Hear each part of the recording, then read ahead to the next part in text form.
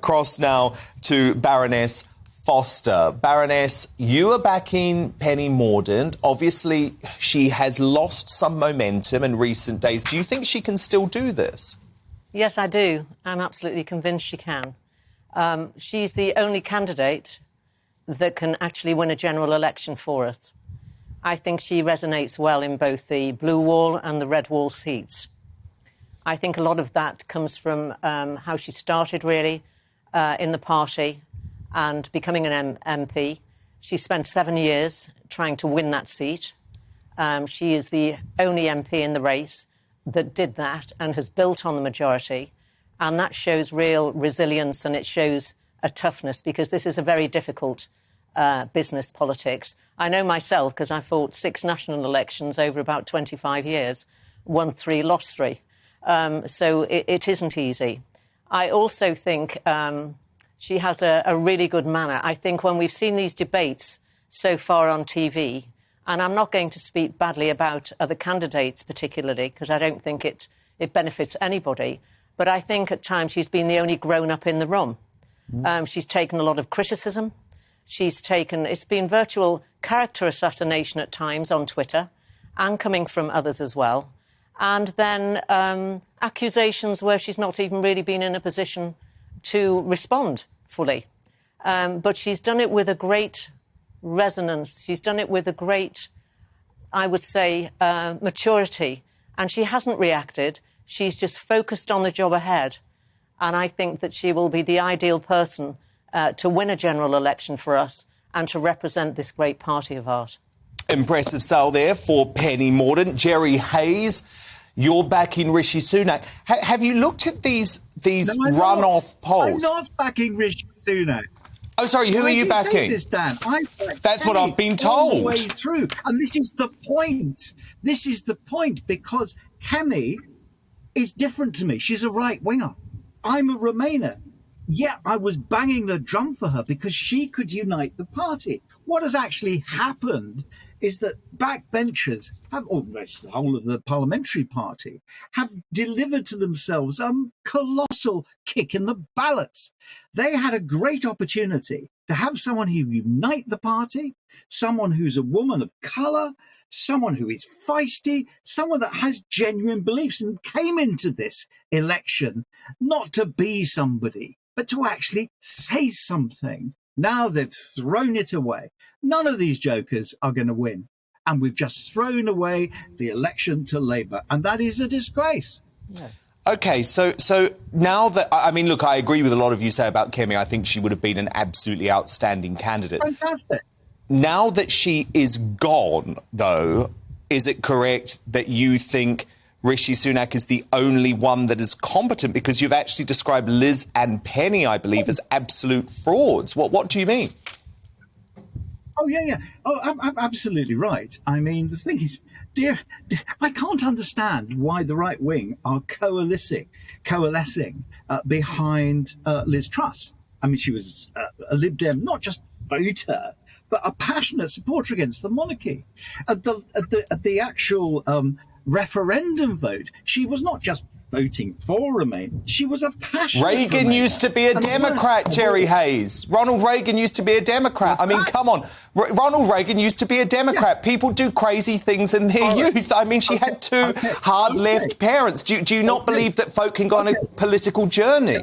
Yeah, but can I come in here? Yes, come in, Penny. Penny Mordaunt come in, Jacqueline. Is the only candidate that actively campaigned for Brexit. Yeah. So she is solid. So to sort of say, well, OK, Liz was a Lib Dem. She that's fine. There's not an issue with well, that. Look, let me bring Niall Gardner in because... let's just get the record straight of exactly where Penny Mordaunt is politically. Yes, no, fair point. Let's bring Niall Gardner in now, because Niall believes that Liz Truss is the best person to place Boris Johnson. You've got a lot to respond to there, Niall. Go ahead.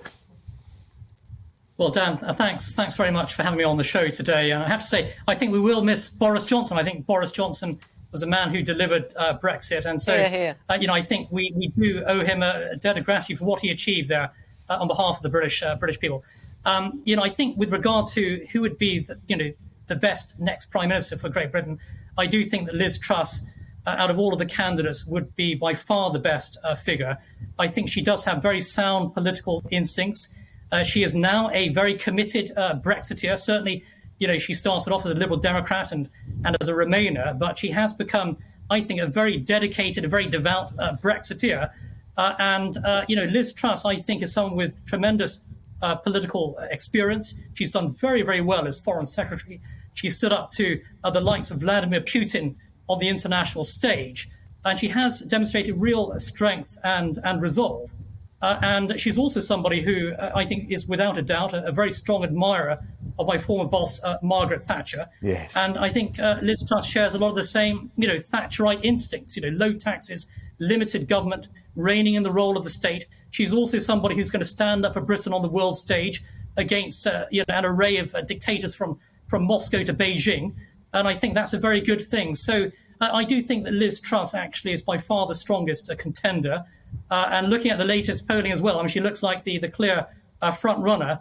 And if she does get to the the final round, which I think she will do, the last two candidates, every poll indicates that she would blow Rishi Sunak out of the water, actually. Absolutely. Party members. So, good defence of Truss there. I want to bring Alex Dean in because, Alex, I've been fascinated to speak to you today. I know you were pro-Boris. Then, of course, you were very much on the Badenoch train.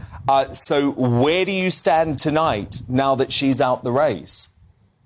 Well, look, you've got to be realistic in politics. I don't think the Prime Minister should have been defenestrated, but he has been, and we are where we are. I don't think that trying to put him back on the ballot or something like that is going to work, given what so many of his MPs have said about him. Yes, I then backed Badenoch. I thought she was an incredible, not just breath of fresh air is an amazing understatement of the dynamism and fresh thinking that she brought to the campaign. And what a vivid statement it would make of the change in the Conservative Party, changing and being reborn in government had she become our leader, but that's not to be either. So we are where we are, and I find Niall's position compelling. I think that Liz Truss is likely to be our leader after this contest is concluded. And furthermore, on the position that people have been criticising her about on Brexit, I'm pragmatic on that too. Brexit is done in the same way that Boris Johnson was defenestrated, in the same way that Badenoch's out of the contest.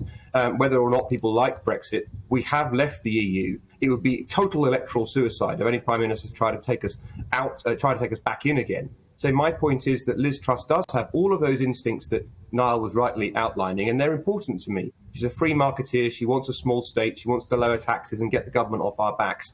And for that reason, I find her message compelling. And I think that, of those that are left, I find myself supporting Liz Truss.